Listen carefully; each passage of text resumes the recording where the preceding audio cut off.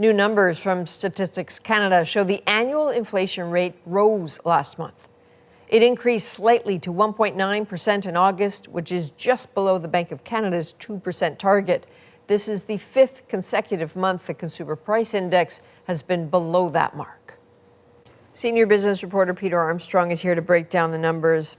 What's interesting to you in them? Well, that they back up, I think, how people feel. That, if you feel like the price for essentials is going up, you're certainly not wrong. And it's the old usual suspects. Gasoline prices up on a monthly basis, food prices up yet again.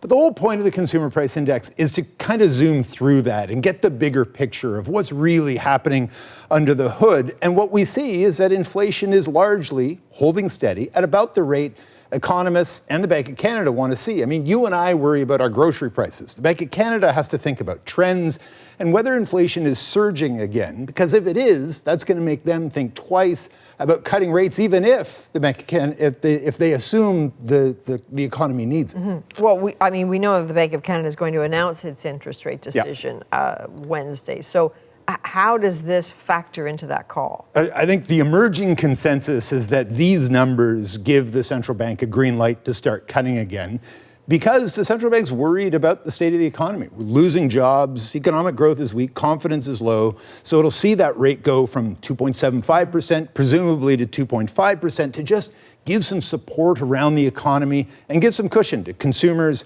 and to businesses. But I think the bigger question is, what then? Will we see another rate cut later in the year, potentially 2 rate cuts later in the year, as the trade war continues to drag on and continues to bite deeper into the Canadian economy? Okay, Peter Armstrong, thank you. You bet.